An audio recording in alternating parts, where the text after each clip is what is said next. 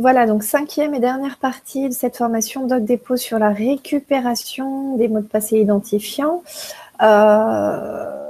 Sachez déjà dans un premier temps que si vous avez le moindre doute, les slides vous donneront toutes les explications nécessaires pour ces différentes étapes.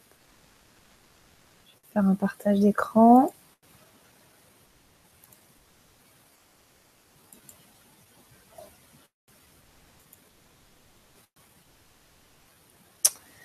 Si le responsable ou l'acteur social perd son mot de passe, d'abord dans un premier temps, vous avez une petite icône en bas qui dit « Si vous avez oublié votre mot de passe ou votre identifiant, cliquez ici ». Je vais juste vérifier que je suis bien en partage d'écran, puisque tout à l'heure, je n'y étais pas. Ouais. Donc voilà. Donc, où vous avez oublié votre mot de passe et où saisissez votre identifiant, votre adresse mail ou votre numéro de téléphone, vous validez et vous allez recevoir un mail de réinitialisation du mot de passe. Ça,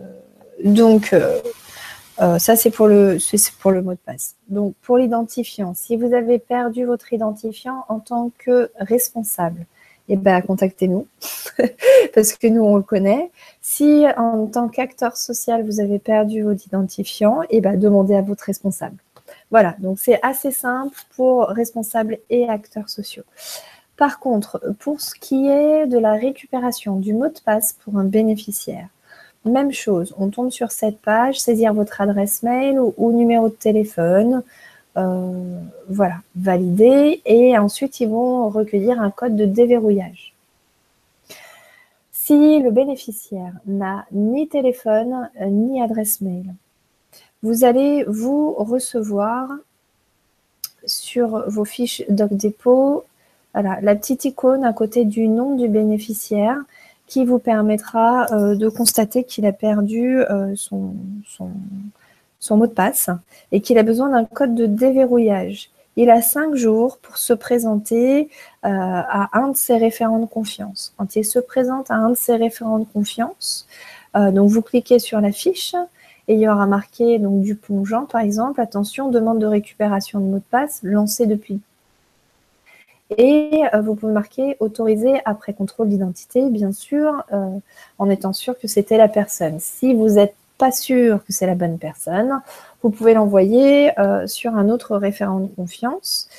Et s'il y a une tentative d'usurpation d'identité, il faut nous alerter. Donc, une fois que vous aurez appuyé sur autorisation après contrôle d'identité, il va y avoir un code de déverrouillage que vous allez recevoir. Lui, sur son SMS ou sur son téléphone ou sur son mail. Dessous de l'endroit où il y a, si vous avez oublié votre identifiant et vos mots de passe, vous avez déjà recueilli le code de déverrouillage, c'est cliquer ici. Donc, vous cliquez ici.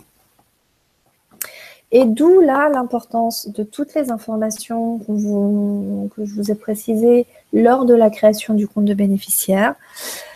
Donc, toutes ces informations sont à remettre, le code de déverrouillage et le nouveau mot de passe de la personne.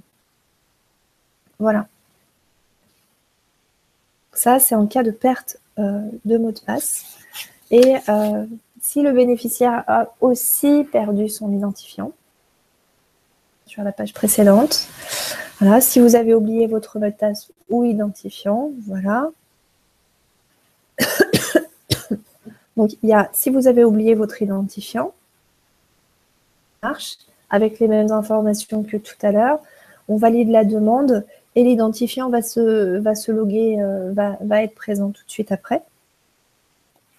L'identifiant s'affiche. Et s'il a aussi perdu son mot de passe, eh bien, il faudra faire toute la démarche qui s'est passée avant et que je viens juste de vous expliquer. Voilà. Vous indiquez également en dernière chose que les derniers slides sont sur les mémos acteurs sociaux et les différentes façons de déposer des documents sur DocDepot. Voilà, j'ai terminé cette formation, en tout cas pour les vidéos. On va essayer de passer un petit peu à la pratique en direct. Et puis, je vais aussi être là pour répondre à vos questions. Je vous remercie de votre attention et donc à tout de suite.